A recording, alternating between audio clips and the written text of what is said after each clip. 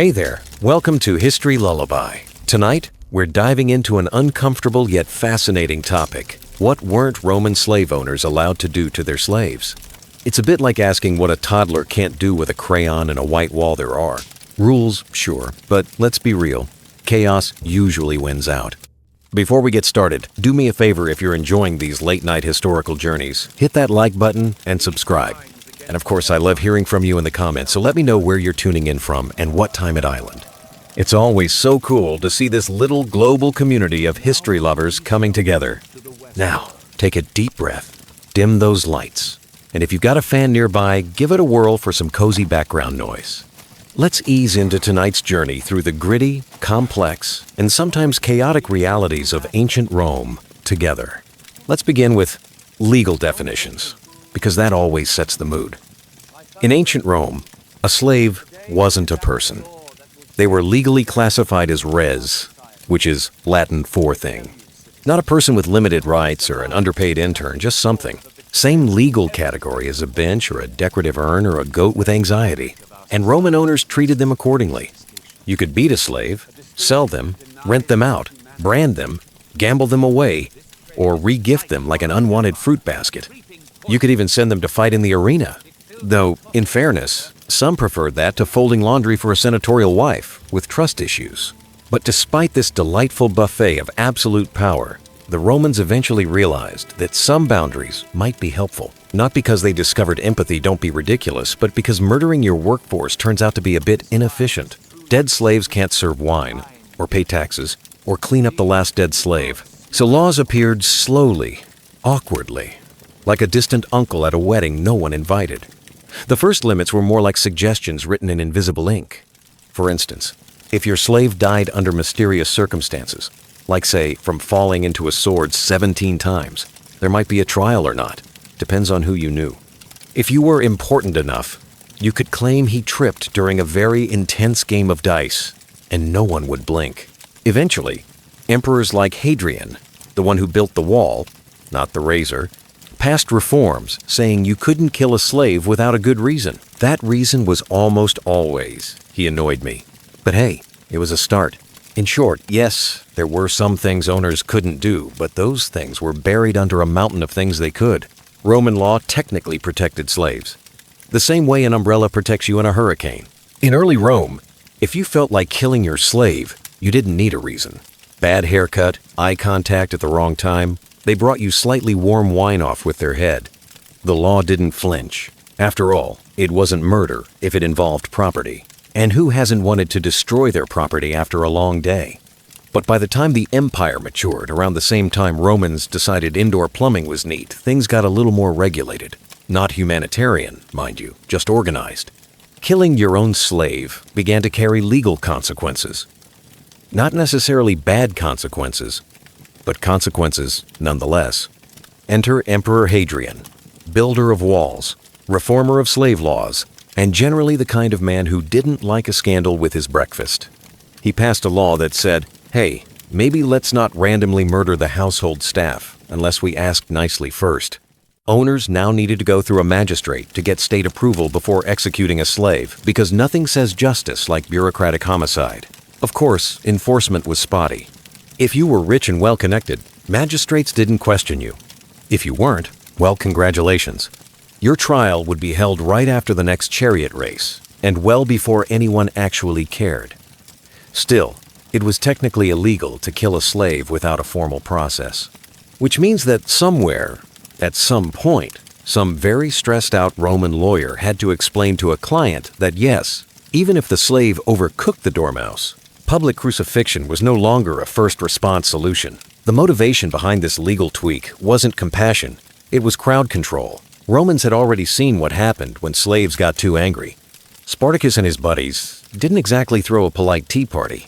So the state figured that if they couldn't stop cruelty, they could at least reduce the kind of spectacle that leads to flaming torches and heads on pikes. So while you could still kill your slave, it came with more paperwork and a higher risk of raised eyebrows from your senatorial neighbors. Murder wasn't banned. It was just gently discouraged, like clapping between symphony movements. Progress, Roman style.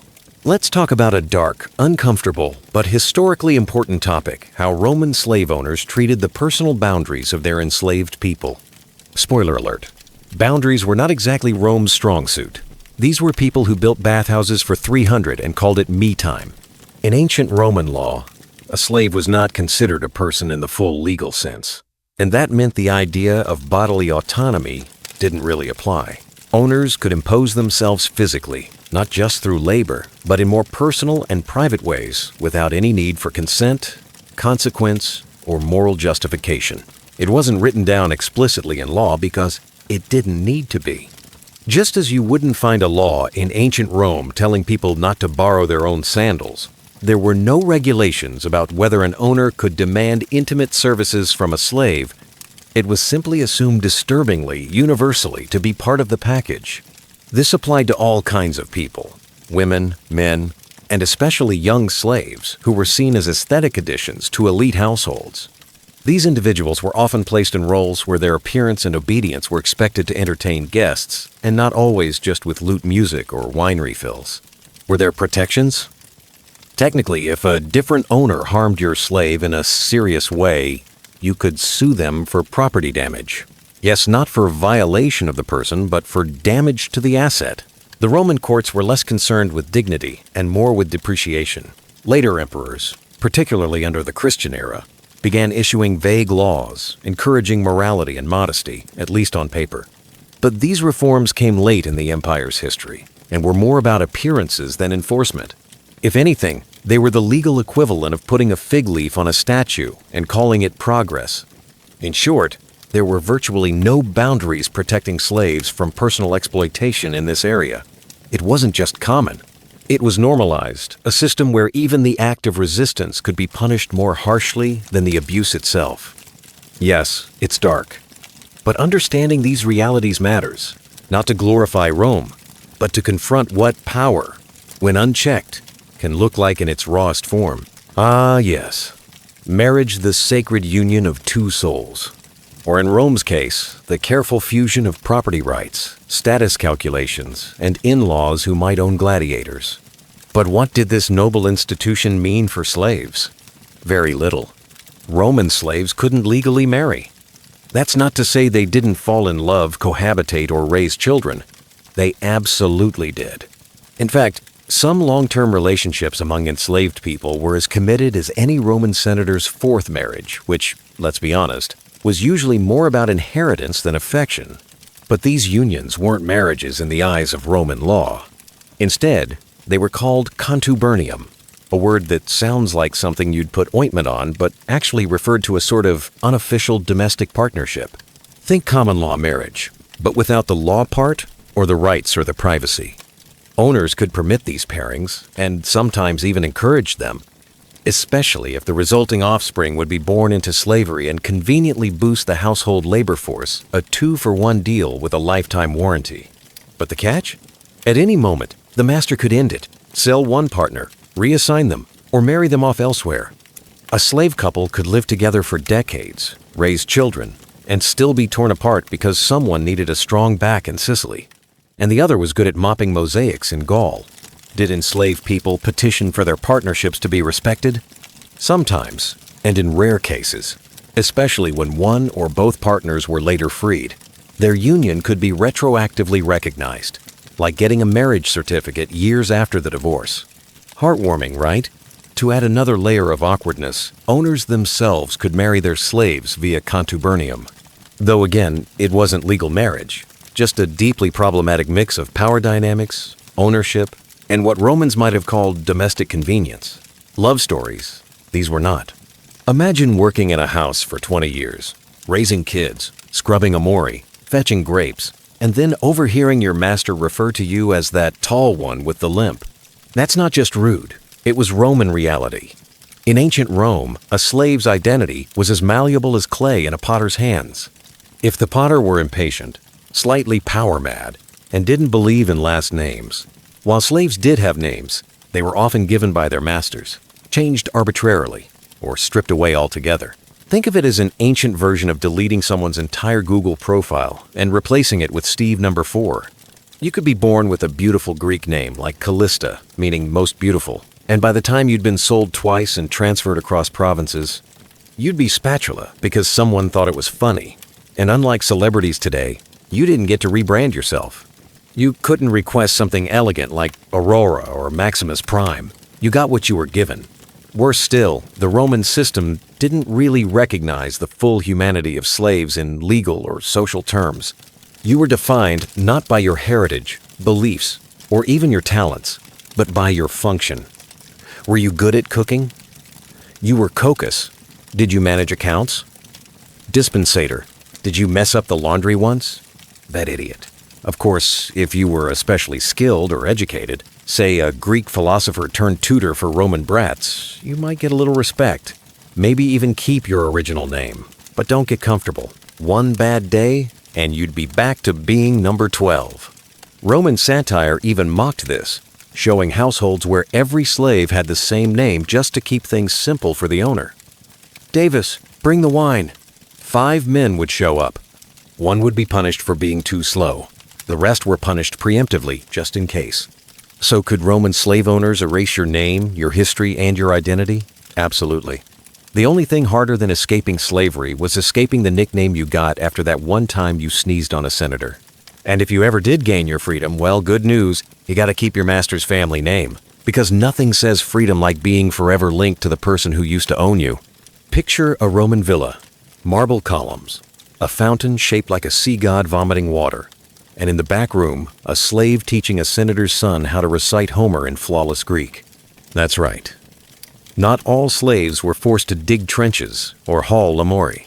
Some were expected to drop knowledge, preferably in hexameter. Education for enslaved people was a strange paradox. On one hand, slaves were legally considered property. On the other, some were expected to be walking encyclopedias, fluent in multiple languages, skilled in rhetoric, philosophy, medicine, even law. And no, there wasn't a pay bump, just a slightly reduced chance of being sold to someone worse. Greek slaves in particular were in high demand as tutors. Why? Because Rome had a huge cultural crush on Greece. Romans basically said, "We conquered you, but also, could you help our kids sound smarter at parties?" A Greek slave might be lecturing bored teenagers in Latin literature by day and fetching sandals by night. But let's not mistake this for generosity.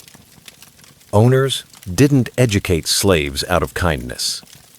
They educated them because an educated slave was an asset. If your household could produce a highly trained scribe, tutor, or physician, you didn't just get status points. You could charge your rich neighbors for his services. Education was less about enlightenment and more about ROI. Of course, this created some awkward power dynamics. Imagine being smarter than your master, but still having to ask permission to go outside. Many enslaved intellectuals walked a fine line between respected expert and talking bookshelf. Could a slave pursue knowledge on their own? Technically, yes, if they weren't too busy scrubbing floors or being rented out for birthday banquets. But any personal development had to serve the interests of the owner. No one was handing out library cards to slaves who just wanted to learn. There's even a famous case of Epictetus, a Stoic philosopher and former slave who taught resilience and virtue while literally being someone's property. That's ancient Rome for you. Know thyself, but only if your owner approves. Now we arrive at one of the thorniest legal puzzles of ancient Rome. Could a slave actually sue their master? Let's put it this way. Yes, in the same way, a hamster might challenge its owner to chess. Technically possible, but you'd better hope your opponent is feeling uncharacteristically generous or very distracted. Roman law, in its infinite complexity, did allow a few paths for slaves to raise complaints against their masters. One option was the AUS supplicand, or the right to petition the emperor directly. A slave could throw themselves at the feet of imperial statues or public officials and beg for intervention. A bold move, especially considering the average slave wasn't exactly strutting around with pocket scrolls and legal training. In practice, these petitions were reserved for extreme abuse. We're talking physical brutality, sexual exploitation beyond even Rome's appallingly flexible standards, or dangerous neglect. If your master tried to light you on fire for forgetting the honey cakes, you might have a case. But forget to trim the laurel hedge? Tough luck, Decimus. Another quasi-legal route involved appealing to the aediles, Roman magistrates responsible for things like market regulation and public order. Some slaves who were hired out in marketplaces, often the more rentable types, think cooks, scribes, entertainers, could in theory lodge complaints about mistreatment by their temporary handlers. But again, this was less about justice and more about maintaining Rome's image as a city of order and dignity. Slaves could complain if they were treated so badly that it made Rome look bad. Otherwise, back to work. It's also worth noting that the infamous law of the lash, the right of masters to beat their slaves, had some blurry limits. A few emperors, including Hadrian, tried to clamp down on excessive cruelty. But excessive was relative. If the slave died under torture, you might get a frown from a local judge. If they just limped for life, you'd get a shrug. Ancient Rome wasn't exactly famous for kindness. But even in its vast catalog of control, cruelty, and bureaucracy, there was one glimmering, dusty loophole: the possibility of manumission. That's the fancy Latin word for freedom. And believe it or not, it was something slaves could actually achieve. So, what couldn't Roman slave owners do? They couldn't take away a slave's legal right to hope for freedom. Sure, they could beat you, rename you Mopicus, and make you serve wine at awkward dinner parties, but they couldn't deny you manumission once the legal path was open. Even in a system where people were considered property, Rome maintained a weirdly bureaucratic optimism about upward mobility. If you were lucky, loyal, and preferably literate, slaves could be freed in a few different ways: by being formally manumitted in a legal ceremony, informally set free in a will, or even, if they were very good, granted freedom for exceptional service. It's basically like earning a gold star from your boss, except the reward is your entire life back. There were rules, of course. Rome loved rules. For instance, you couldn't just free a whole crowd of slaves at once. That would upset the social order. Too many people with dreams and clean togas? Dangerous. So, there were quotas. A master with 3 slaves could only free 2 at a time, which feels less like justice and more like an ancient version of you can pick one friend to come inside. Also, you couldn't free someone if you were in debt or legally incompetent. So yes, even slaves had to worry about their master's bad credit score. But here's the twist. Once freed, a slave became a freedman or a freedwoman. They weren't full citizens, but they had rights, could own property, and yes, they could even own slaves themselves, which is sort of like escaping prison and then opening your own correctional facility. Still, this legal window, however small, gave enslaved people something no master could truly crush: a structured, lawful shot at freedom. Sure, it might take 20 years of impeccable obedience, no backtalk, and folding your master's tunic just right, but the hope was there, barely. And in Rome, sometimes hope was all you got. That and maybe a slightly less insulting nickname if you were lucky. At first glance, the Roman Republic was a place where a slave owner could do pretty much whatever they pleased. Slap, whip, rename you Bucketus, sell you at the market next to a donkey with a better dental plan. Standard stuff. But killing a slave? That was the one line that eventually Rome decided maybe shouldn't be crossed quite so casually.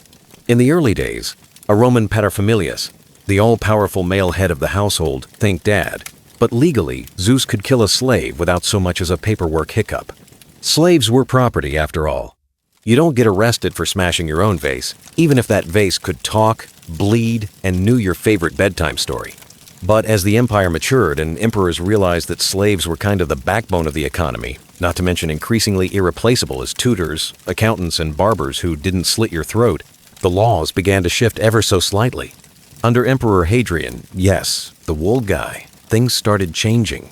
He ruled that masters could not kill their slaves without trial. This was not because Hadrian was a softie. It was because killing trained, skilled slaves was bad economics. A dead slave didn't earn fees, cut hair, or make funny faces for the dinner guests. Later, Antonius Pius made it even clearer. If you killed a slave without proper cause, the state might treat it as murder. That's right, legal consequences. You couldn't just casually murder your cook for burning the garum sauce and expect to be congratulated. Now you might have to explain yourself to a judge in public with togas involved.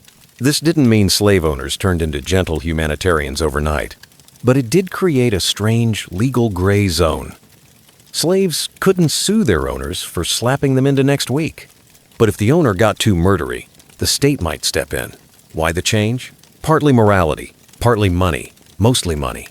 Rome realized that letting people destroy valuable human assets was bad for business. Think of it as the ancient Roman version of HR compliance training. In ancient Rome, if you were a free citizen and owned a slave, there was one thing the law technically forbade you from doing: marrying them. That's right. You could command them to scrub your back, name your children, and maybe even ghostwrite your poetry. But tying the knot? Scandalous. Roman marriage, connubium, was a civic institution reserved for free people. And since slaves were legally classified as property, yes, like a plow or a very tired horse, they weren't eligible for such high society ceremonies. No exchanging of rings, no awkward speeches from uncles, and definitely no romantic honeymoons in Pompeii. But this is Rome we're talking about. Where there's a loophole, there's a way. So while formal marriage was off the table, owners could enter into a de facto relationship with their slaves, especially if the slave was attractive, talented, or exceptionally good at pouring wine. These arrangements were common, even mundane. Romans even had a term for it: contubernium, or tent sharing. It sounded more like a camping trip, but it was essentially a long-term domestic partnership with slightly fewer legal rights and slightly more power imbalance. In these relationships, the slave remained property but might live with the owner, bear their children, and effectively function as a spouse in all but paperwork. The kids, if the mother was a slave, were slaves too. Talk about a legacy plan with strings attached. However, if the master really cared or grew worried about public image, inheritance laws, or maybe just had a pang of conscience, they could free the slave and then marry them. A legal workaround. Of course, this required paperwork, manumission fees, and probably a very awkward conversation at the next elite dinner party. Ah, yes. Gas married his housemaid. Number, after he freed her. Very proper. They're registered now. Got her a nice name too. Julia. Something or other. In a society obsessed with status, marrying a former slave was a social gamble. It could be frowned upon, even ridiculed.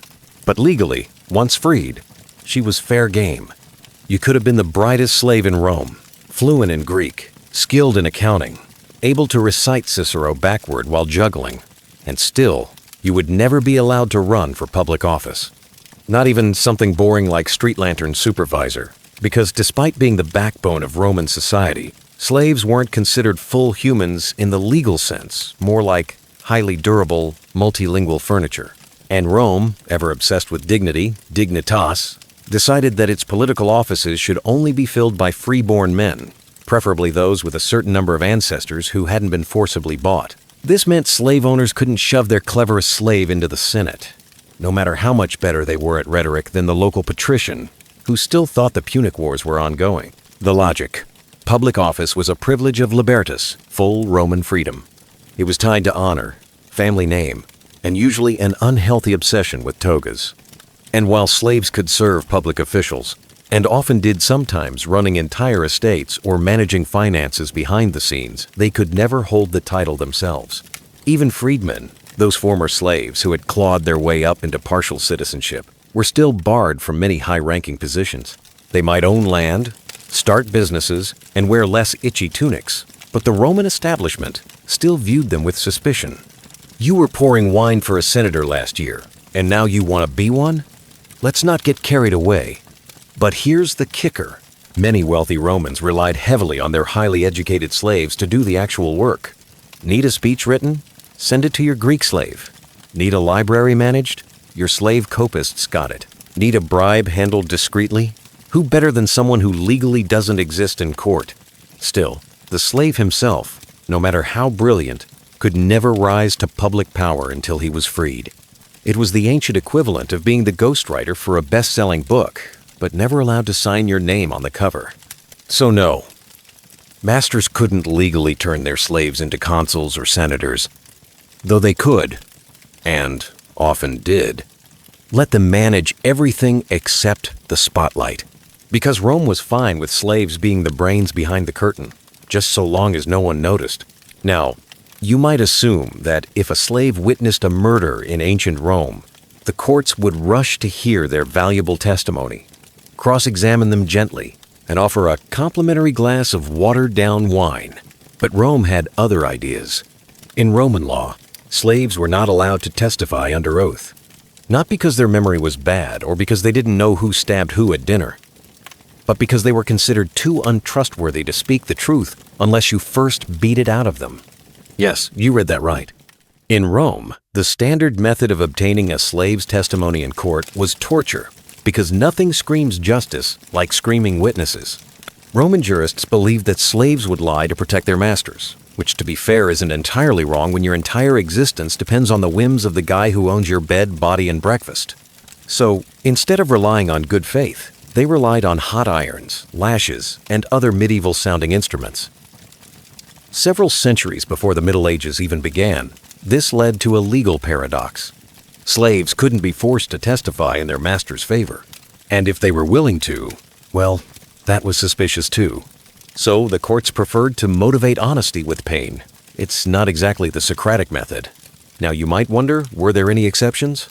Yes, occasionally, if a slave had been freed or if the matter didn't involve their master directly, they could testify voluntarily. But if the trial involved the owner, forget it. The assumption was always, they'll lie unless we twist their arm. Literally, this wasn't just cruel. It was wildly inconsistent. Imagine trying to build a case using a witness who couldn't testify unless they were mid-scream. It's a bit like asking a parrot to sing the national anthem, but only while being electrocuted. You might get something, but probably not justice. So, in theory, slave owners couldn't legally force their slaves to give honest court testimony. Not unless they dragged them in and let the state do the torturing, which oddly was considered a form of neutral investigation. Because in ancient Rome, Lady Justice didn't wear a blindfold. She just didn't want to hear it unless it came with a side of bruises. Despite being considered legal property, slaves in ancient Rome had a surprising degree of economic wiggle room. Imagine being treated like a talking lamp, but allowed to run a side hustle selling homemade olive oil on the weekends. That's the Roman paradox. While masters owned their slaves, they didn't necessarily micromanage every coin they touched. Slaves could accumulate personal savings, known as peculium, a kind of unofficial allowance, tip jar, or under the mattress stash that technically still belonged to the master, but was often left untouched, so long as the slave wasn't using it to fund a rebellion or a spa day. And here's where things get delightfully awkward for Roman control freaks. Slaves could use this peculium to eventually buy their own freedom. Yes, a slave could pay their master to stop owning them. It's a bit like working full-time for a guy who locks you in the cellar and using your paycheck to politely bribe him into unlocking the door. Hello, sir. I've saved up by running errands and surviving, and I'd like to no longer be your property. Here's your receipt. Now, was this a right? Not exactly. Roman law didn't guarantee manumission, and the master could refuse the offer if he felt especially petty or had grown overly fond of yelling orders. But many masters accepted it because they liked the idea of looking merciful and getting paid. This created a strange dynamic. The master couldn't legally prevent a slave from accumulating money as long as it was through legitimate means, nor could they seize the peculium unless they wanted to appear dishonorable. And in Roman society, appearing dishonorable was worse than being mildly stabbed. Some slaves even managed estates, handled business accounts, or ran shops, meaning they knew more about the economy than their owners, who were often too busy lounging in togas and misquoting Virgil. Of course, a master could still revoke the peculium at any time, but doing so too often made them look cheap, like someone who steals tips off the dinner table, so most played it cool. Thus, while masters held all the cards, they couldn't quite stop a clever slave from slowly stacking their own deck. If you think ancient Rome gave slave owners absolute power over every part of a slave's life, you'd be almost right, except when it came to religion. Because even in a society where a man could legally name his dog Caesar and sell his slave 3 times for tax reasons, there were limits. And one of those limits was this. A master could not completely block a slave's participation in religious observances, especially those involving the household gods, or lares. Now, these weren't high-profile deities like Jupiter or Mars who got all the thunderbolts and statues. No, these were humble domestic spirits, kind of like divine smoke alarms, whose job was to keep the home peaceful and the kitchen from catching fire. And every Roman household, no matter how dysfunctional, had a shrine to them. Even slaves were expected and sometimes required to participate in daily rituals honoring the lares. Lighting a little incense, saying a prayer, offering some food. Just your standard, please. Don't let this house collapse today kind of stuff. Denying a slave access to these basic rites would have been seen as weird, like banning someone from singing happy birthday at their own party. Roman religion was as much about tradition and public image as it was about actual belief. And having your slaves participate in the rituals showed that your household was orderly, pious, and not on the brink of divine retribution. Plus, let's be honest, even the harshest master didn't want to tick off the household gods. These were spirits who watched you eat, sleep, and occasionally yell at your accountant. You didn't risk that kind of supernatural micromanagement just to make a point. In fact, some slaves had their own household gods, larvae, and small personal rituals. It was one of the few places in Roman life where a slave could express something close to identity, or at least try to prevent another plumbing disaster.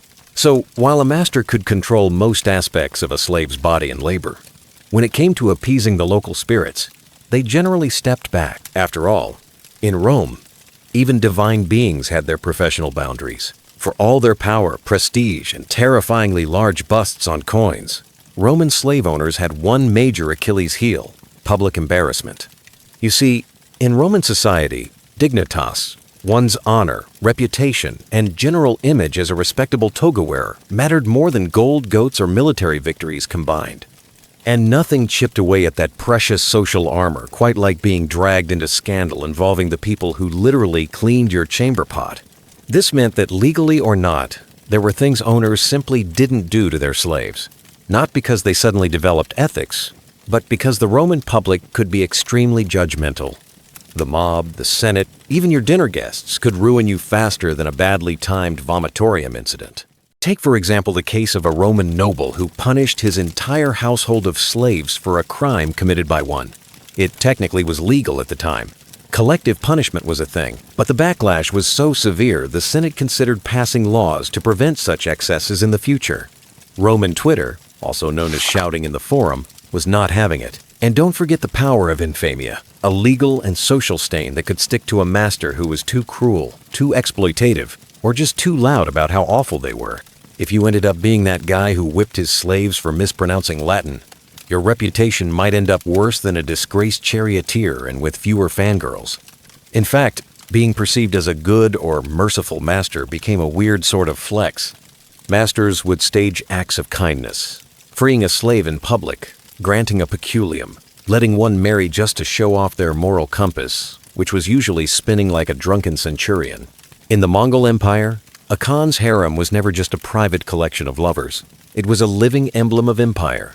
Imagine a vast tent complex or palace chamber filled with women from every corner of Eurasia, each chosen not only for beauty but for what her presence represented. To the Mongols, concubines were as much about politics as they were about pleasure. They were walking trophies of conquest, tangible reminders that the Khan's authority reached far beyond the steppes. A harem could contain dozens, sometimes even hundreds of women, ranging from noble daughters of rival rulers to slaves captured during raids. Each arrival sent a message. If the Khan had the daughter of a Persian prince or a Chinese governor in his court, it wasn't just about companionship. It was a declaration of dominance. It meant the Mongols didn't simply defeat armies. They absorbed their enemies into their households, their bloodlines, even their future dynasties. This wasn't unique to the Mongols. Many empires kept harems, but the scale and symbolism here were unmatched. For nomadic rulers who built legitimacy not on palaces or marble cities, but on conquest and charisma, the harem was a portable display of prestige to foreign ambassadors. Walking into the Khan's court and seeing women from their homeland seated among others was both awe-inspiring and humiliating. It was a reminder that the Khan could command loyalty, tribute, and even intimacy from lands thousands of miles away. Concubines also blurred the line between politics and family. Some women faded into anonymity, living quiet lives within the harem walls. But others rose to prominence, wielding influence through charm, cunning, or motherhood. A concubine who bore a son could see her fortunes transformed overnight, her child potentially standing in line for succession. In this way, harems became miniature political arenas with rivalries, alliances, and betrayals unfolding as intensely as they did on the battlefield. For the Mongols, war was not only about territory, it was about reshaping societies down to the bodies of the people they conquered. When the horsemen thundered into Persia, Russia, or northern China, they didn't just take gold, livestock, and prisoners of war. They also selected women, sometimes by the dozens, sometimes by the hundreds, who would be swept into the Khan's harem. To the Mongols, the capture of women was more than a spoil of war. It was an instrument of domination. Take, for instance, the campaigns of Genghis Khan. After defeating rival tribes, he made a point of claiming highborn women for himself and his family. These weren't random abductions. They were deliberate choices. A princess from a rival clan wasn't simply beautiful. She was a piece of political leverage. By sleeping under the same roof as the Khan, she ensured that her lineage was absorbed symbolically, and sometimes literally, into the Mongol world order.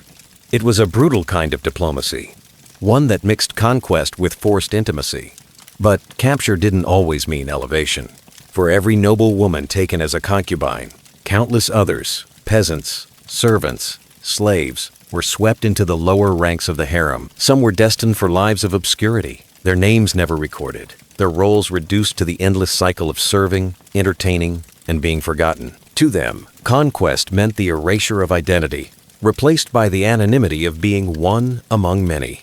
Still, the presence of these women reinforced the empire's reach. A harem, in Karakoram, or later in Beijing, could resemble a living map of Mongol victories.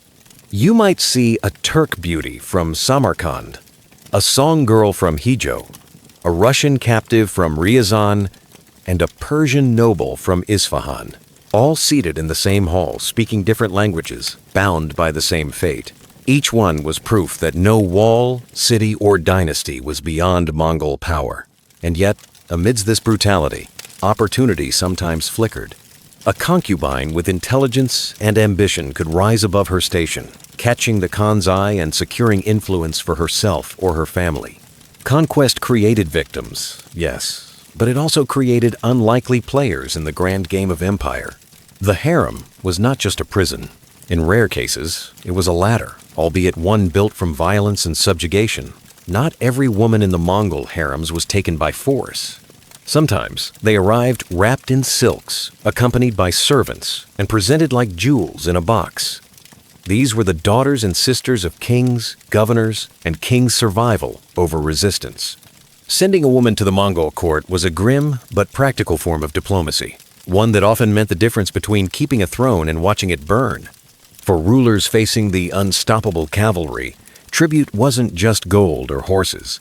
A daughter could be the ultimate peace offering, a human shield against the wrath of Mongol armies. Imagine the scene. An envoy entering the court of Ogadai or Kubla, bowing low and offering the most prized possession of his household, a royal woman dressed to display her wealth and heritage. In that moment, she became both a hostage and a bridge, a living treaty that tied her homeland to the empire's will. The Mongols understood the weight of such gestures. A concubine given as tribute wasn't just a wife or servant. She was proof that another ruler accepted Mongol supremacy. The Khan could look across his harem and literally see the submission of nations. Each woman carried the story of her people's survival or their surrender. But here's the cruel irony. While some women wielded quiet, diplomatic significance, they were still bound by the harem's hierarchy. A princess from a powerful kingdom might enjoy privileges, fine clothing, and a voice in court affairs, but her life was not her own. Her presence reminded her homeland of its vulnerability and the delicate balance of loyalty it owed to the Mongol throne. At times, these women even acted as informal ambassadors through letters, gifts, and whispered influence. They maintained contact with their families, subtly steering diplomacy from behind veils and screens. Some used their positions to protect their people, bargaining for lighter tribute demands or leniency during rebellions. Others became pawns used as leverage when their kin failed to deliver on promises. Tribute through women was the perfect combination of symbolism and pragmatism for the Mongols. It reinforced their dominance without shedding a drop of blood. And for the rulers who sent them, it was both a humiliation and a desperate hope that by sacrificing one daughter, they might save an entire kingdom. Behind the walls of the Mongol harem, life unfolded in ways both lavish and suffocating. These were not simple households, but sprawling, tightly organized institutions. The harem might be physically located in a tent complex on the steppe, or inside a palace in cities like Karakoram or later Kublai's court. Yet the atmosphere was always the same, layered with rules, rituals, and rivalries. Women were ranked according to origin and favor. At the top stood royal consorts, often wives taken through formal marriage alliances. Below them came high-born concubines, often daughters of defeated rulers or tribute princesses. At the bottom were the nameless masses, slaves, entertainers, and servants, swept up during raids. Every woman knew her position, and every woman knew that it could change, sometimes with a single glance from the Khan. Daily life was a paradox. On one hand, there was luxury. Silks from China, jewels from Persia, perfumes from India. Meals were rich with game, dairy, and exotic imports. The harem itself was often guarded by eunuchs or loyal retainers, ensuring both security and secrecy. Yet beneath the glitter, life could feel like gilded captivity. Women lived cut off from the outside world, their movements controlled, their futures dependent on the Khan's whims. Still, this cloistered environment was far from quiet. The harem was its own political battleground. Concubines schemed to catch the Khan's attention, forging alliances with servants or undermining rivals with whispered rumors. A concubine who bore a son suddenly found herself propelled into a higher status. Her child might even be groomed for leadership. On the other hand, a woman who fell from favor could vanish into obscurity, her name erased from court records. Yet, not all influence came through seduction or children. Some women wielded power through intellect, charm, or sheer resilience. They advised, listened, and sometimes manipulated, turning the harem into a subtle arena of diplomacy. From behind veils, they could influence decisions that affected kingdoms, military campaigns, or the succession itself. For outsiders, the harem remained a world of mystery filled with both opulence and danger. For those inside, it was a delicate game of survival. To thrive meant mastering silence, patience, and strategy. In many ways, life in the Mongol harem mirrored the empire itself. Ruthless, expansive, and always balanced on the edge of opportunity and ruin. If the battlefield was where Mongol generals clashed, the harem was where their concubines waged silent wars of their own. Within its walls, rivalries simmered, alliances formed, and whispers often carried more weight than swords. A single smile from the Khan could spark jealousy, while a passing insult might spiral into years of quiet scheming. At the core of these rivalries was status. To be favored by the Khan meant better quarters, finer clothes, and most importantly, influence. Concubines competed not only for affection, but also for the chance to secure a future for their children. A son born of a favored concubine could one day become a prince, or even a Khan. That possibility alone turned every birth into a high-stakes event and every pregnancy into a battle with consequences stretching across the empire. But ambition in the harem wasn't limited to motherhood. Some women sought to build alliances with eunuchs, guards, or senior wives, leveraging these connections for survival or advantage. Others mastered the subtle art of information, knowing which rival had lost favor, which envoy had sent gifts, or which servant could be bribed to deliver a message at just the right moment. In a world where voices were often ignored, knowledge was a currency far more valuable than silver. Yet, these intrigues could also be deadly. A whisper of betrayal, a rumor of infidelity, or an accusation of witchcraft could destroy a concubine standing overnight. History hints at women who mysteriously disappeared, their fates unrecorded, likely victims of palace politics. To outsiders, the harem seemed like a paradise of beauty and luxury. To those within, it could feel like a chessboard where every move had to be calculated and every misstep could mean ruin.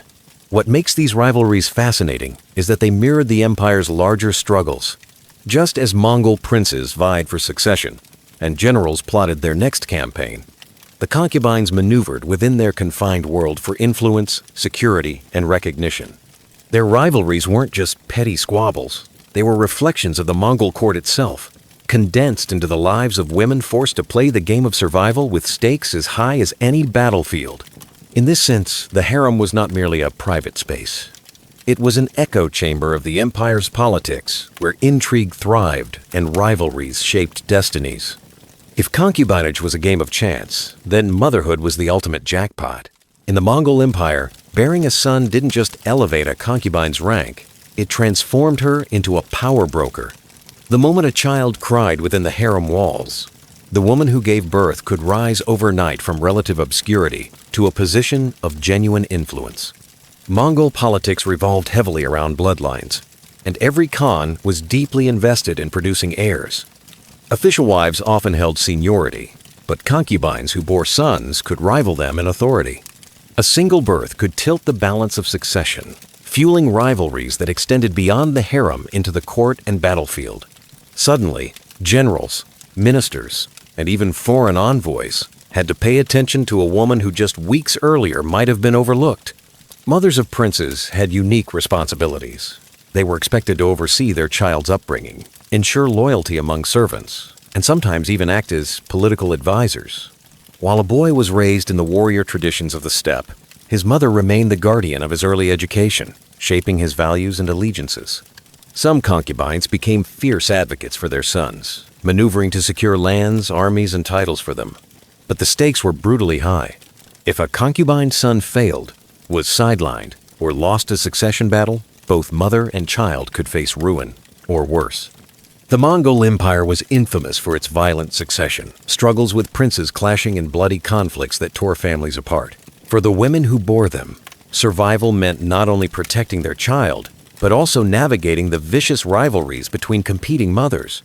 Some mothers achieved lasting power. Historical whispers suggest that certain concubines became kingmakers, influencing which son was chosen as heir. Through whispers, gifts, and quiet persuasion, they could shape the destiny of the empire itself. Others faded into obscurity once their sons died young or failed to claim a place among the ruling elite. In the Mongol harem, to be a mother was both a blessing and a curse. It offered the only real path to influence for most concubines. Yet it tied their fate entirely to a child's success. In a world where princes lived with daggers at their backs, motherhood was as much a gamble as it was a triumph. Concubines in the Mongol Empire weren't just women living behind veils and walls. They were symbols, carefully curated pieces of propaganda that reinforced the Khan's supremacy. Every concubine represented a story: the capture of a city, the submission of a rival, or the survival of a diplomatic treaty. To look at a Mongol harem was to see the empire itself reflected in human form.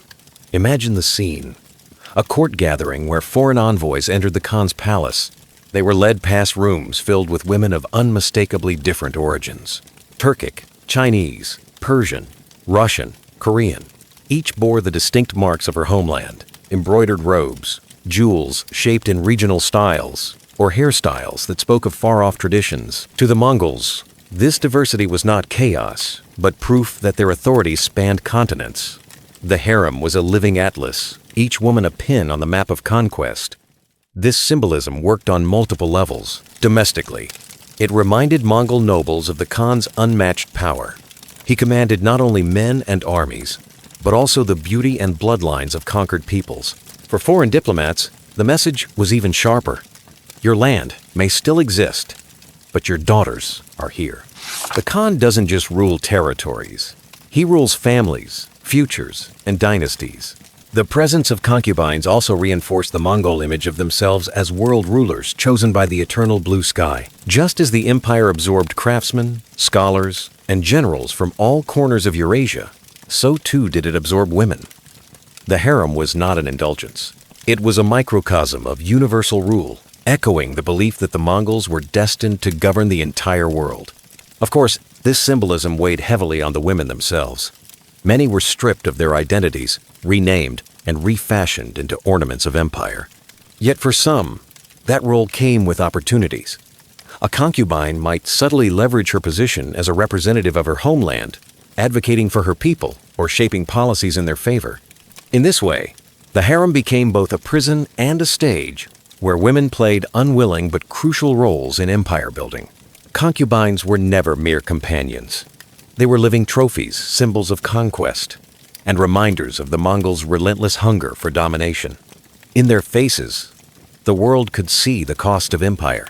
For every concubine who rose to prominence, dozens more slipped quietly into obscurity.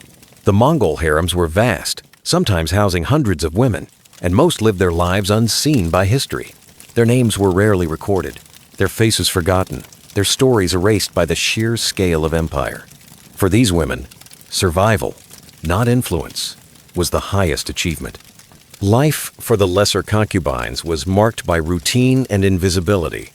They performed tasks within the harem, sewing, weaving, preparing food, or entertaining through music and dance. Many never saw the Khan beyond a distant glimpse, let alone shared his bed.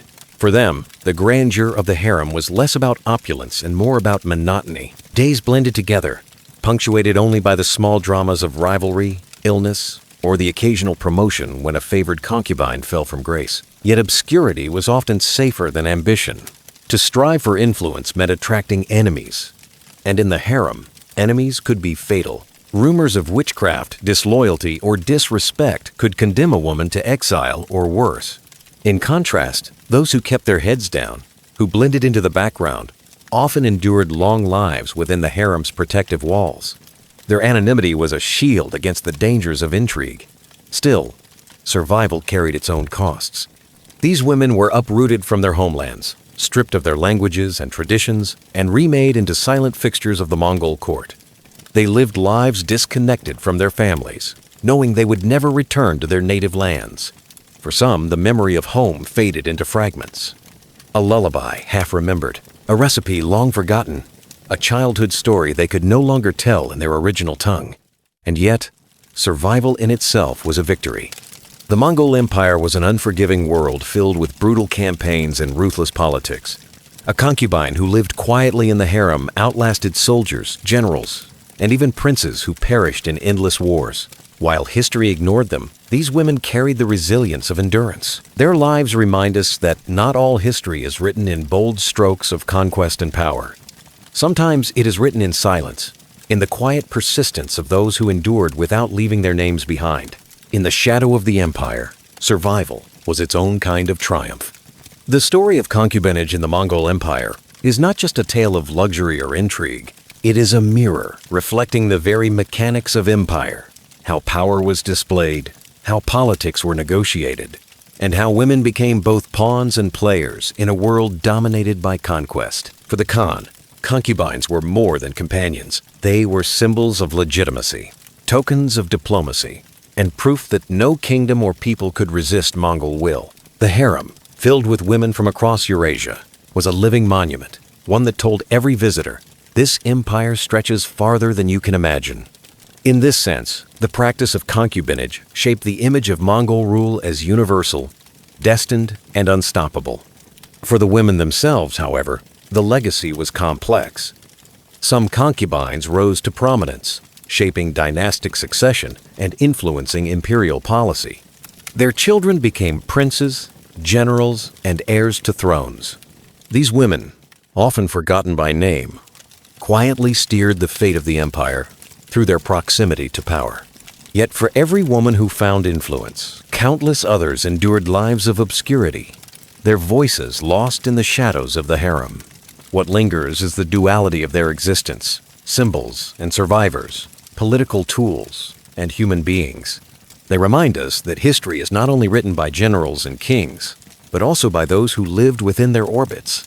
Even when unnamed concubines embodied the empire's ambitions and bore the hidden costs of its expansion, the practice of concubinage also left echoes that stretched beyond the Mongols. Later dynasties in China, Persia, and Central Asia adopted or expanded harem systems that owed much to Mongol precedent. The idea of women as instruments of power, both spoils and guarantors of political order, became woven into the political culture of Eurasia long after the empire itself dissolved. Ultimately, concubinage in the Mongol Empire forces us to confront an uncomfortable truth. Behind the grandeur of conquest were lives shaped by captivity, ambition, and survival. The Khan rode across continents, reshaping the world, but the women in their harems carried that story in their bodies and their silence. They were the human cost of the empire and its most enduring symbols. Step into Victorian London, and the first thing you notice isn't the grandeur of its architecture or even the smog that hangs over the city. It's the food smells. Every major street, alley, and marketplace doubled as a kitchen. Food wasn't confined to pubs or gentle tea rooms. It spilled out into the streets, carried on carts with squeaky wheels, balanced in baskets on the arms of hawkers, and sizzling over small charcoal braziers right on the pavement. For working-class Londoners, who rarely had access to their own ovens, this street economy was a lifeline. Most households in the slums didn't have the luxury of a full kitchen. Even boiling water could be a struggle. Street food filled that gap. A few pennies could buy a hot, filling meal that spared families the need to cook in cramped, smoke-choked rooms. To eat from the street was not a treat. It was a necessity. The streets themselves became theaters of food. Hawkers shouted rhymes and catchy cries to draw customers. Hot pies, all hot, or chestnuts, all warm. These weren't just sales pitches. They were part of the city's soundtrack, mingling with horse hooves, factory whistles, and the hum of thousands moving through London's arteries. To walk down Cheapside, Whitechapel, or the Strand was to pass through a symphony of smells and sounds, each hawker vying for attention. But there was another side to this bustling kitchen: hygiene, or rather the lack of it. Food was often prepared in bulk under questionable conditions, carried in open baskets or set out on stalls where cold soot and flies had free rein. Still, for many Londoners, the choice wasn't between clean and dirty. It was between eating something questionable or going hungry. At its core, Victorian street food culture reflected the rhythms of the city itself. It was fast, cheap, loud, and always within reach. From the dock worker grabbing a meat pie between shifts to children pooling coins for a shared bag of roasted potatoes, the streets provided what kitchens could not. In a society stratified by wealth and class, the food hawkers of London blurred the lines, feeding everyone who had a penny to spare. The streets weren't just a place to walk, they were where the city ate. If there was one undisputed monarch of Victorian street food, it was the hot pie, to the weary laborer trudging home from a 10-hour shift, or the clerk hurrying down the Strand. Nothing satisfied hunger faster or cheaper than a steaming pie pulled fresh from a hawker's portable oven. These pies weren't dainty pastries fit for drawing rooms. They were sturdy, handheld meals designed for one thing: survival on the go. The pies came in every imaginable form. Meat pies were the standard. Though meat could be a generous term, some were stuffed with minced beef or mutton, but cheaper versions often used scraps of gristle, offal, or even questionable fillers padded out with potatoes or turnips. For a penny, you didn't ask too many questions. You just hoped for something warm and filling. More affluent customers might buy a veal and oyster pie, a delicacy that combined luxury with affordability, showing how street food could cater to both the working poor and the upwardly mobile middle class. Street pie sellers were everywhere, wheeling around tin ovens that kept their wares hot. These contraptions looked like miniature fireplaces on wheels, smoke curling up as the hawker cried out, "Pies all hot, piping hot." The cries became part of London's identity, instantly recognizable to anyone navigating the city's crowded lanes. Some sellers even built loyal followings, known by name and trusted for their pie's relative quality compared to less reputable competitors. But for all their popularity, hot pies also had a darker reputation. Reformers and journalists frequently raised alarms about food adulteration in Victorian London, and pies were often at the center of suspicion. The press loved horror stories of cat or dog meat finding its way into fillings, playing into anxieties about the city's murky food supply. While many such tales were exaggerated, they reveal the tension between the joy of a warm meal and the uncertainty of what exactly one was eating. Still, the hot pie endured because it met the needs of the age. In a city exploding with people, factories, and long hours, the pie was portable, hearty, and cheap. It wasn't fine dining, but it was democratic. A meal that filled bellies and fueled the Victorian workforce. In many ways, it was the quintessential taste of London streets. If hot pies reigned supreme year-round, roasted chestnuts claimed their own seasonal crown in Victorian London.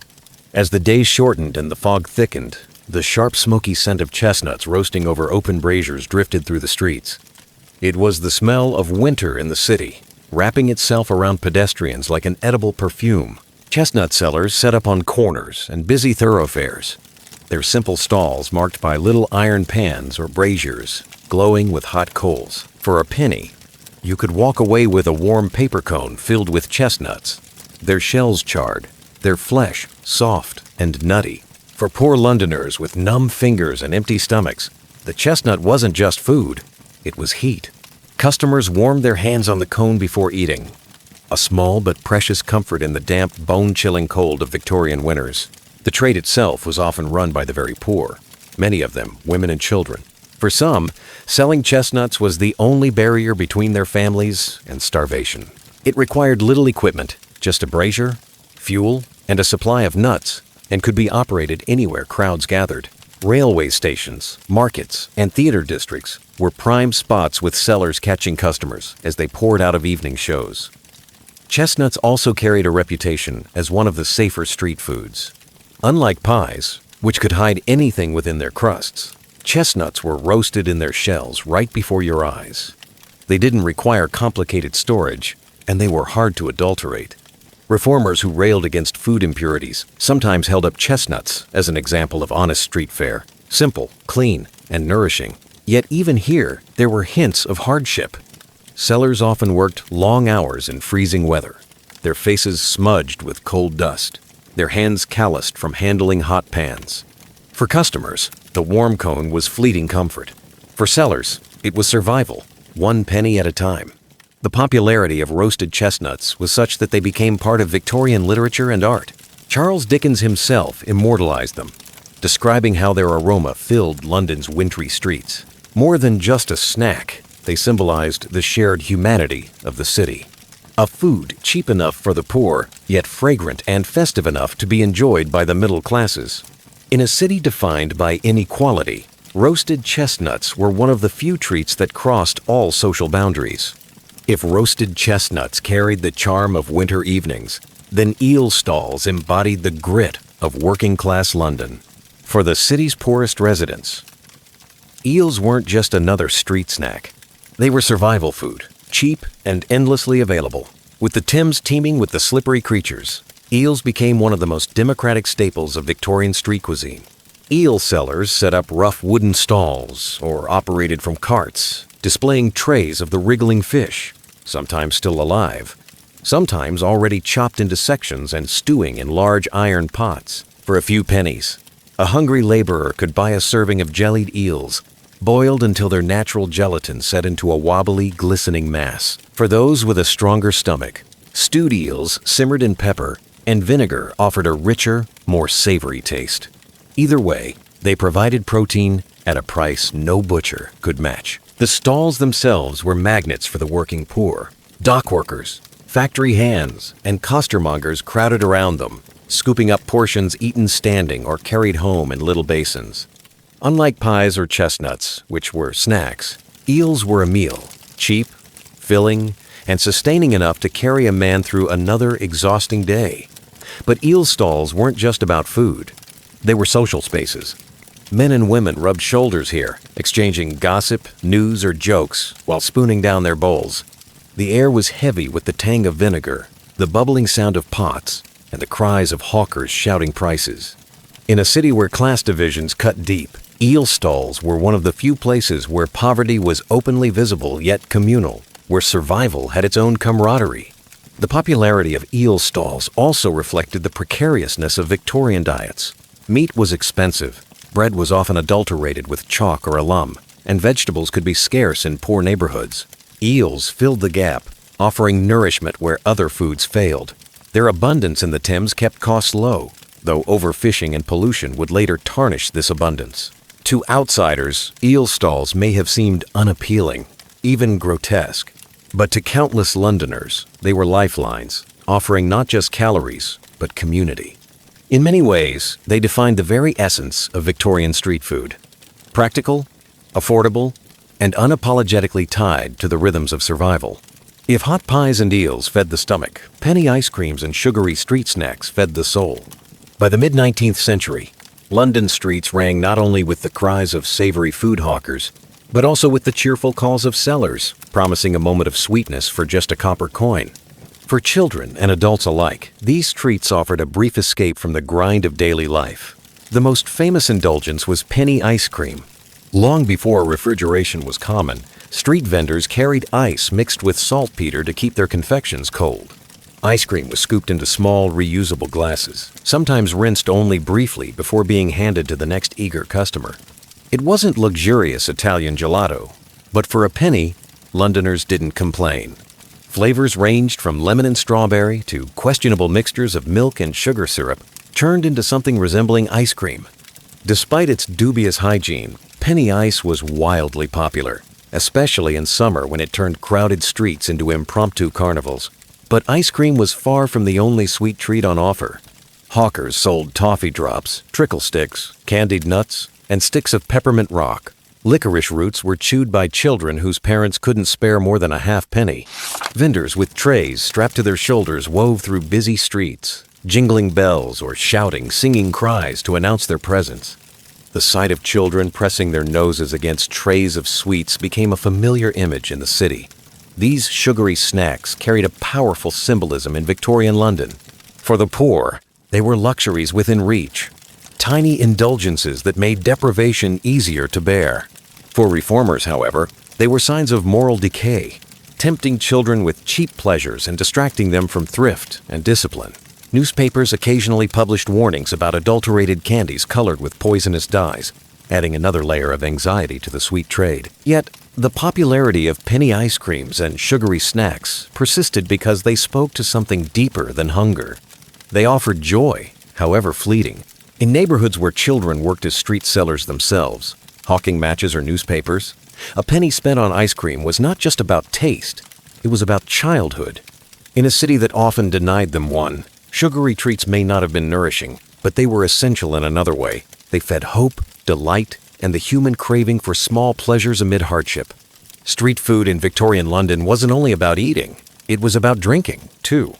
Alongside the cries of pie sellers and the hiss of roasting chestnuts came the clinking of bottles and the steam rising from kettles. Beverages were an essential part of street culture, offering refreshment, warmth, or in some cases, a cheap buzz. One of the most popular drinks was ginger beer. Unlike modern sodas, Victorian ginger beer was often fermented, meaning it carried a mild alcoholic kick. Sold in sturdy stoneware bottles with cork stoppers, it was tangy, fizzy, and just sweet enough to appeal to children and adults alike. Hawkers sold it from carts or shops that specialized in nothing but this spicy brew. For the working poor, ginger beer offered a refreshing alternative to water, which was often unsafe to drink. Its effervescence made it feel indulgent, even if it was only a penny a glass. Coffee stalls were another defining feature of the Victorian street scene. They appeared on corners before dawn, catering to laborers heading to factories and dockyards. These stalls were simple setups, usually a handcart with a brass urn perched on top, steam wafting into the morning air. For a half penny or penny, a blurry-eyed worker could buy a cup of coffee, often heavily watered down and sweetened with molasses. It wasn't cafe quality, but it was hot. And in the freezing fog of London mornings, that was more important than taste. Alongside coffee, stalls often sold bread rolls, boiled eggs, or slices of cake, making them a kind of early fast food breakfast spot. Their convenience made them hugely popular, especially among the city's growing population of night shift workers who needed sustenance at odd hours. These stalls blurred the line between necessity and indulgence, providing affordable comfort in a city that rarely paused. Critics, of course, sniffed at both ginger beer and coffee stalls. Reformers worried about the alcohol content of ginger beer leading children astray, while moralists threatened that lingering at coffee stalls encouraged idleness or even petty crime. Yet their popularity never waned. For many Londoners, these beverages weren't luxuries. They were part of the daily rhythm of survival. In the clamor of Victorian streets, drinks on the go gave the city its pulse. Sharp, hot, fizzy, and endlessly flowing. If you closed your eyes in Victorian London, you could still tell where you were, not from the clatter of carriage wheels or the foghorns on the Thames, but from the voices of the street vendors. Their cries were the soundtrack of the city, cutting through the fog and coal smoke, announcing food with rhymes, songs, and shouts that were as distinctive as the flavors they sold. Vendors competed fiercely for attention. A pie seller might bellow, "Piesy's all hot, piping hot," while a chestnut hawker sang out in song, "Chestnuts all warm and ready." These weren't just advertisements. They were performances honed over years until the very sound became associated with the food. Londoners didn't just hear words. They heard melodies that stirred hunger. Children would rush toward the familiar cry of the ice cream man, while tired workers perked up at the booming call of the coffee stall keeper. Each vendor had their own style.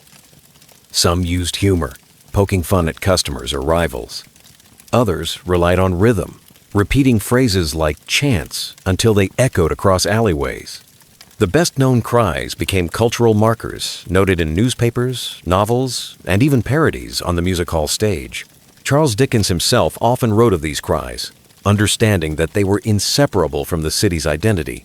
For the vendors, the cries were survival tools. Competition on crowded streets was brutal. And without a loud, memorable call, a seller could easily be drowned out.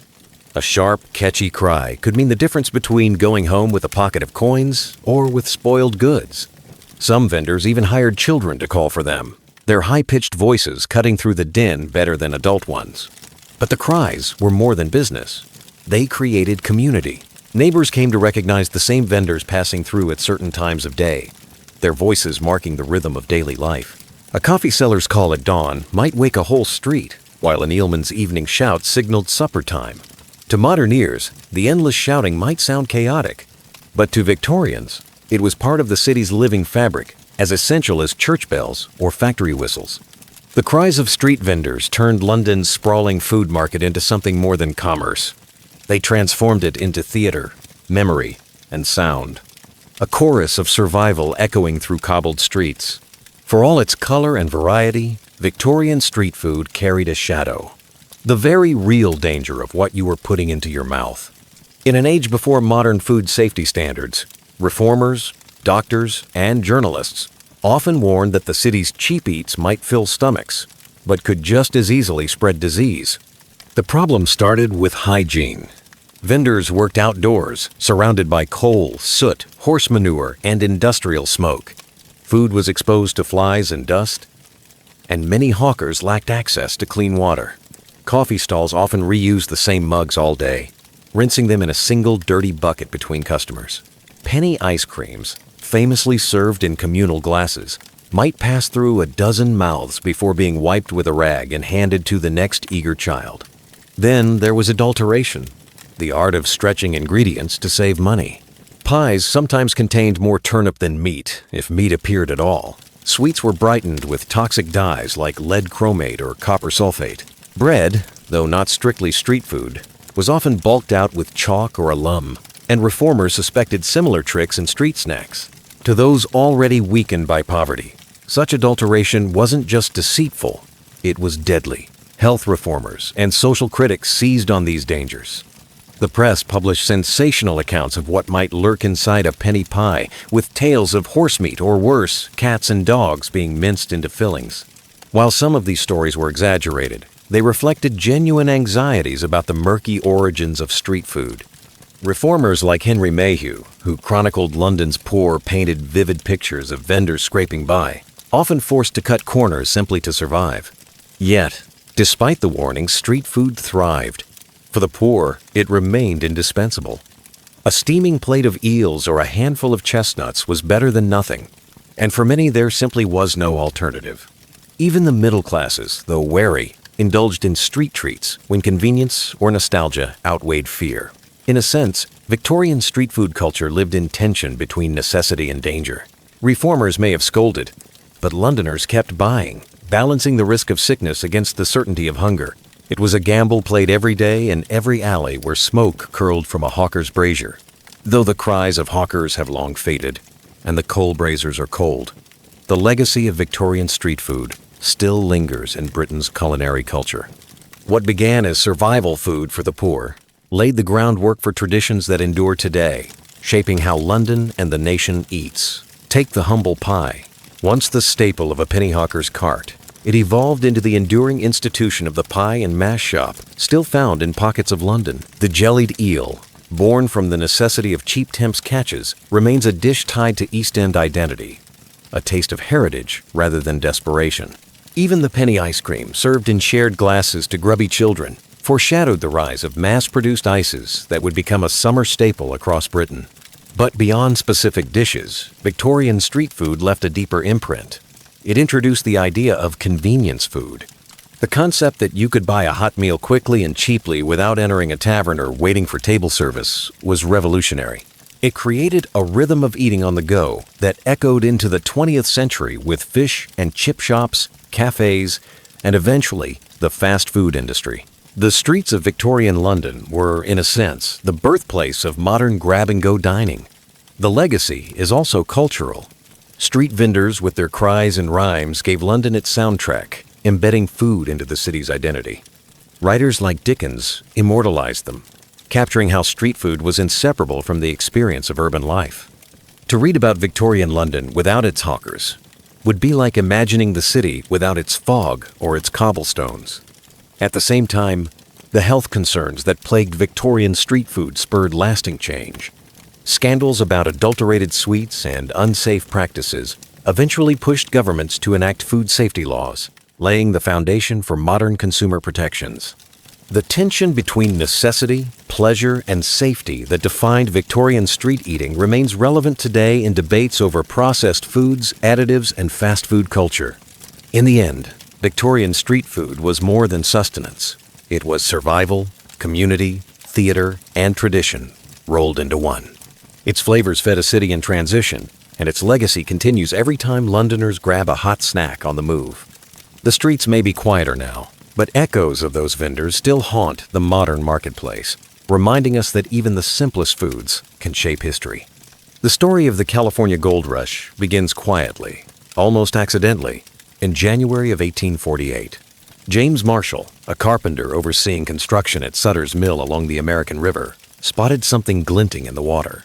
At first, it seemed trivial, just another oddity in the stream. But the word gold spread like wildfire, and what started as a whisper in a sawmill town exploded into one of the most frenzied migrations in history. By the summer of 1848, California, still technically a remote territory, was swarming with prospectors. Local rumors quickly traveled across the continent, carried by sailors, merchants, and letters that made their way east. Newspapers seized on the story, promising fortunes waiting just beneath the soil. By 1849, the trickle of fortune seekers had swelled into a tidal wave. They came to be known as the 49 Heirs, an unlikely army of farmers, adventurers, laborers, and dreamers who packed their belongings and set out for the West. They came from everywhere.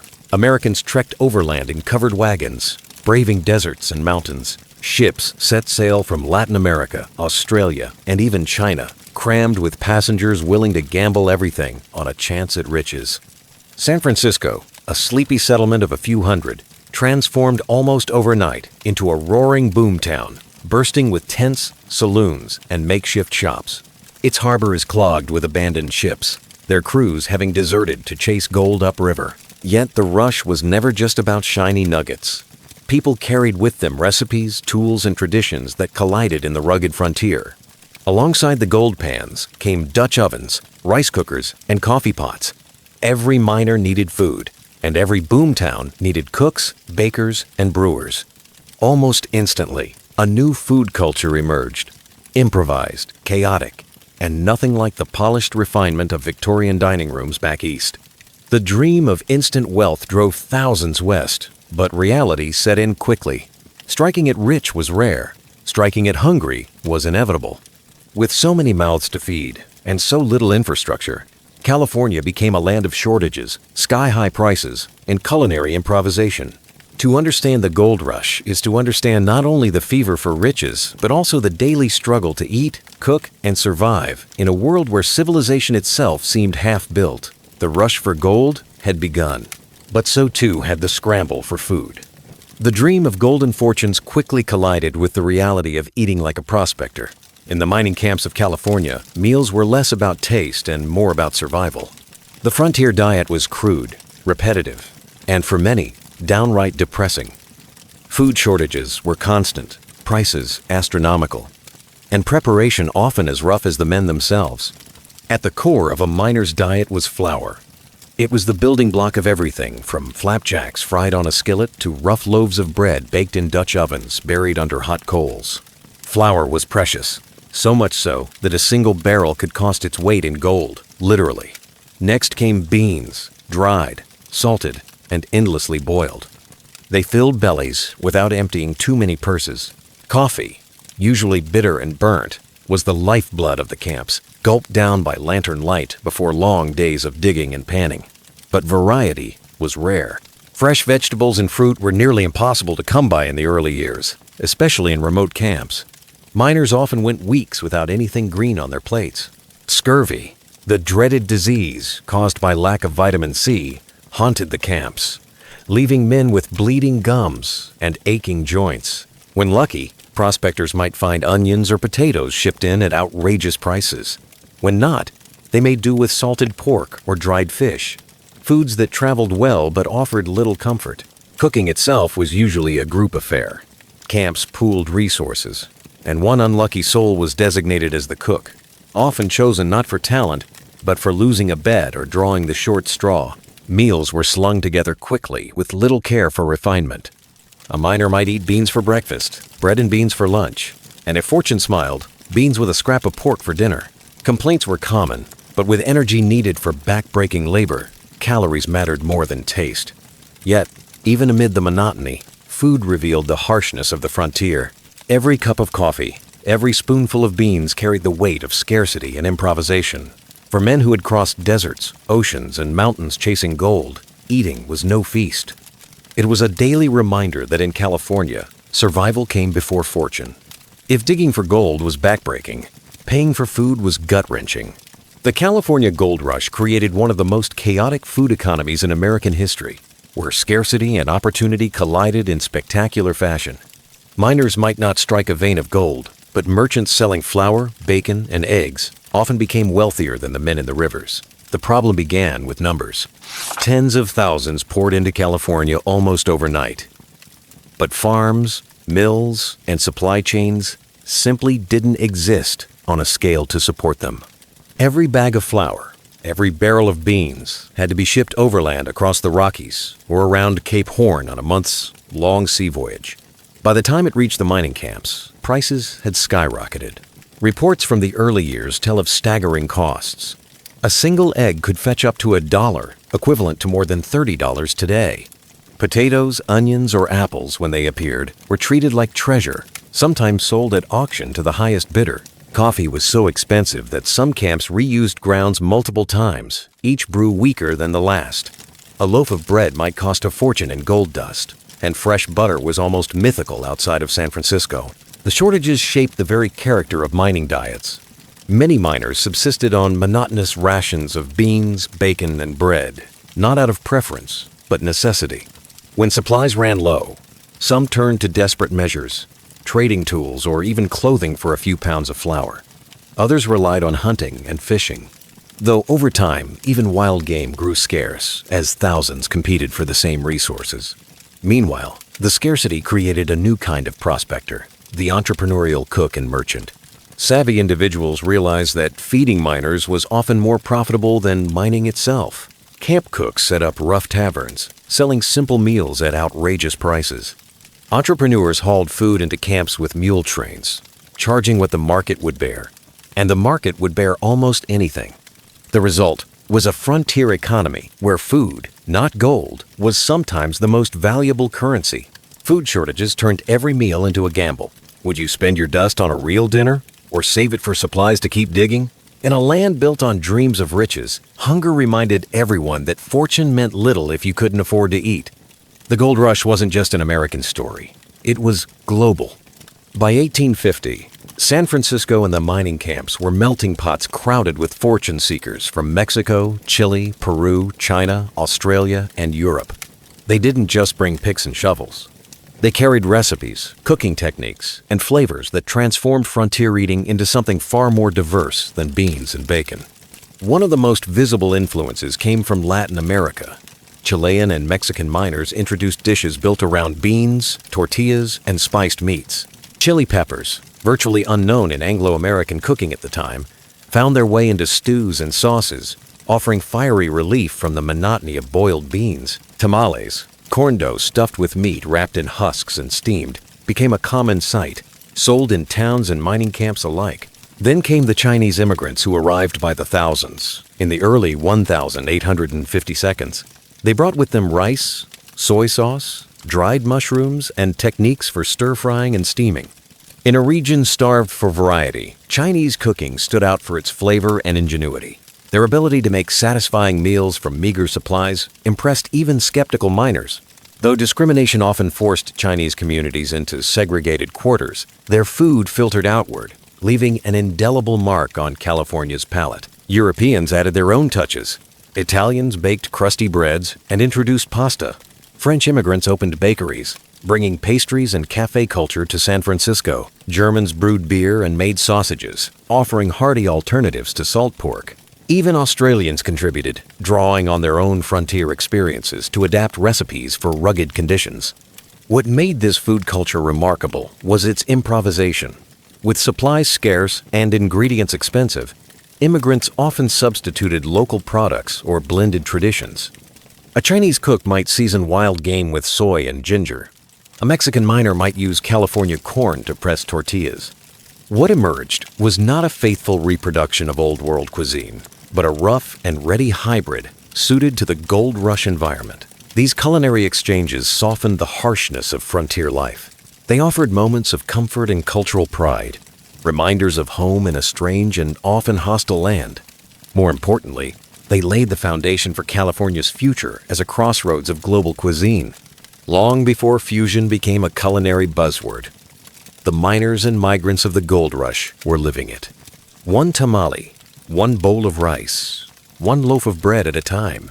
As miners poured into California, rough camps quickly sprouted into bustling towns, and with them came the first true restaurants and saloons of the frontier. For men weary of beans boiled over campfires, these establishments offered not just food and drink, but a taste of civilization, though often at an outrageous price. San Francisco became the epicenter of this new dining culture. By the early 1852, the once sleepy port had exploded into a booming city, filled with eateries catering to every wallet and appetite. At the top end, luxurious restaurants served multi-course meals imported at staggering cost. Oysters from the East Coast, champagne from France, even exotic fruits shipped from Hawaii. For the wealthy few who struck it rich, dining out became a way to display success as much as to sate hunger. But most establishments were far humbler. Saloons dominated the frontier, doubling as restaurants, bars, and social centers. A miner could stumble in after a long day and order a plate of steak, bread, and potatoes if he could afford it. More often, saloons dished out simple stews, fried fish, or salted pork, washed down with strong whiskey or beer. Meals were quick, loud, and communal, served on long tables sticky with spilled drinks. Prices were notoriously high. A single dinner in San Francisco could cost a miner the equivalent of several days' wages. Yet demand never faltered. After weeks of monotonous camp food, the chance to eat something freshly prepared and, more importantly, to eat in company was irresistible. Restaurants and saloons became social hubs where men gambled, traded news, and forged partnerships, their conversations fueled by alcohol and the constant dream of striking it rich. Many entrepreneurs realized that feeding miners was often more lucrative than mining itself. Bakers, brewers, and butchers quickly became some of the wealthiest figures in the gold rush economy. Levi Strauss may have made his fortune with denim trousers, but countless others built empires selling bread, beer, or hearty meals to hungry 49ers. These early establishments left a lasting imprint. They set the stage for California's restaurant culture, blending European, American, and immigrant traditions in a chaotic but vibrant scene. In the end, saloons and restaurants were more than places to eat. They were where miners reconnected with humanity, even as the wilderness of the gold rush loomed just beyond the town's edge. While the gold rush is often remembered as a man's world, rowdy saloons, muddy camps, and endless digging, the role of women in shaping food culture was profound. Though few in number compared to men, women found opportunity not in the mines, but in the kitchens, bakeries, and boarding houses that fed the fortune hunters. In many cases, they earned more from cooking than most men did from panning gold. At first, the sheer scarcity of women gave them unique leverage. A woman who could cook a decent meal, bake bread, or wash clothes could command astonishing prices. Boarding houses run by women quickly became havens for miners, desperate for more than beans and bacon. A warm plate of stew, a slice of pie, and the comfort of a clean table offered something money could buy, but only if you found a woman willing to provide it.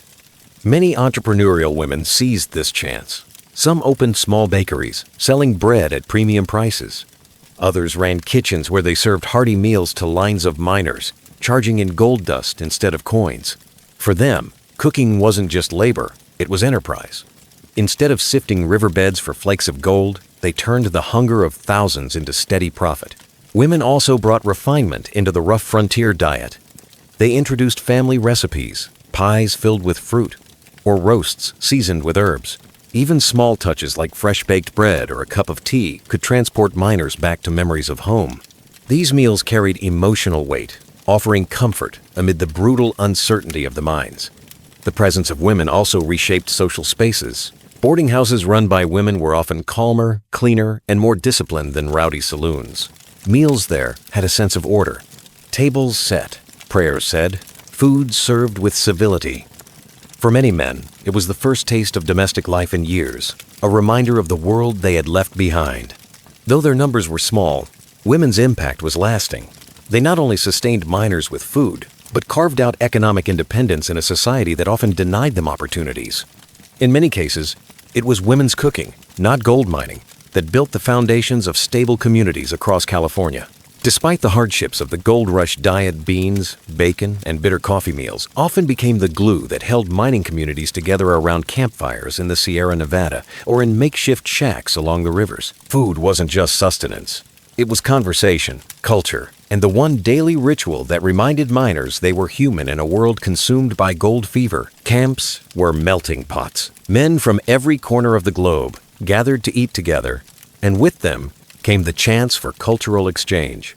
A Mexican miner might spice up beans with chili peppers, while a French immigrant showed his companions how to make a simple stew with onions and herbs. Chinese laborers cooked rice alongside dried fish and vegetables, flavors unfamiliar but quickly appreciated by hungry neighbors. These culinary borrowings blurred boundaries, creating hybrid dishes that reflected the diversity of California's population. Communal meals were also practical. Cooking individually wasted scarce fuel and ingredients, so miners often pulled supplies. One man might contribute flour, another bacon, and another coffee, combining their resources into a shared pot. The resulting meal might not have been gourmet, but it built a sense of solidarity in camps where isolation and exhaustion weighed heavily. Food was tied to celebrations, too.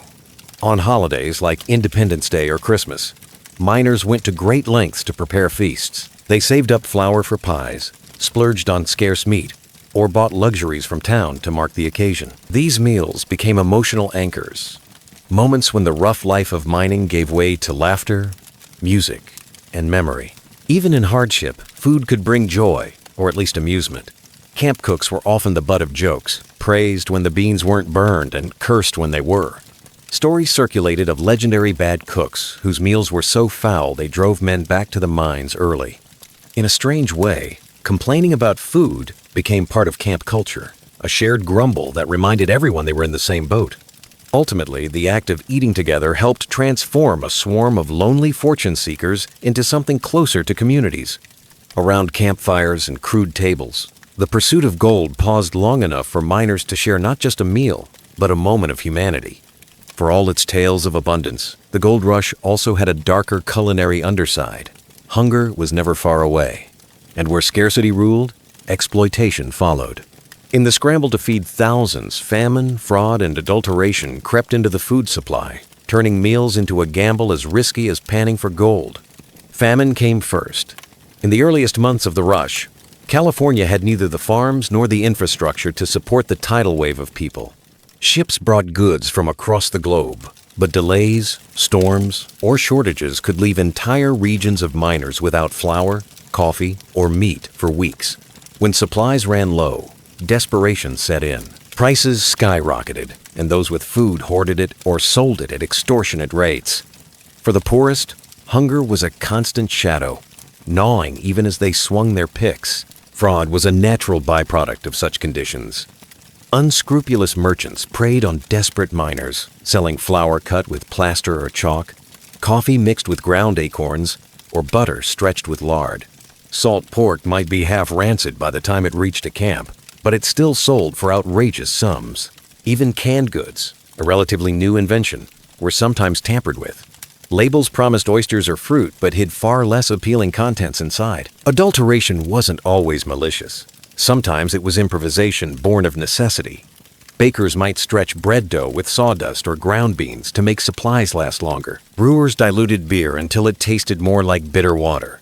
But whether done out of greed or survival, the result was the same. Meals that left miners sick, angry, or both. These practices didn't go unnoticed.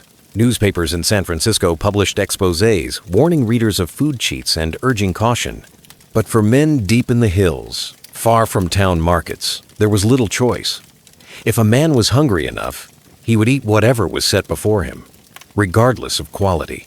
The dark side of gold rush food culture reminds us that fortune came with risks far beyond the mines. Just as men gambled their lives in collapsing tunnels and raging rivers, they gambled with every meal, hoping the bread wasn't chalky, the beans weren't spoiled, and the coffee wasn't sawdust masquerading as grounds. In a land obsessed with gold, even food became another frontier for fraud. When the frenzy of the gold rush faded in the mid-1,850 seconds, many miners left California empty-handed. But the food culture born in those years did not vanish. Instead, it left an enduring legacy that shaped California's culinary identity and even influenced America's broader eating habits. The most immediate impact was economic. Merchants, bakers, brewers, and restaurateurs often became the true winners of the gold rush. Their businesses outlasted the boom, evolving into permanent fixtures in San Francisco and beyond. The idea that feeding people could be more profitable than digging for gold became a lasting lesson in frontier enterprise. California's first successful breweries, bakeries, and restaurants traced their roots back to these early years. Culturally, the gold rush cemented California as a crossroads of global cuisine. Immigrants from Mexico, Chile, China, Italy, France, and Germany had all brought their recipes to the camps and towns. These traditions didn't disappear. They fused, adapted, and became part of California's foodscape. Chinese cooks introduced rice and stir-fry techniques. Mexican miners popularized tamales and chili. Europeans contributed bread, beer, and pastries. The spirit of culinary fusion, now synonymous with California, began with those rough campfire exchanges. The gold rush also introduced the notion of convenience and portability in American food culture. Meals had to be quick, hearty, and able to withstand rough conditions. This emphasis on practicality foreshadowed later American staples like canned goods, diners, and eventually fast food. The frantic on-the-go lifestyle of the miners helped create a precedent for eating that prioritized speed and sustenance over refinement. Even the darker aspects, fraud and adulteration, spurred change. Scandals about plaster in flour or sawdust in bread eventually led to louder calls for food safety reforms. Though it would take decades, the groundwork was laid for consumer protections that reshaped how Americans trusted what they ate. Most of all, the gold rush's food culture revealed how hunger shaped history just as much as gold fever. The miners who gathered around campfires, sharing beans, bread, or tamales, forged communities in a chaotic land. Their improvisation, resilience, and cultural exchange became the DNA of California's food identity. Today, when you walk through San Francisco's Chinatown, savor a Mission burrito, or sip a California craft beer, you're tasting echoes of the gold rush. The gold may have been fleeting, but the flavors it unearthed became California's true treasure.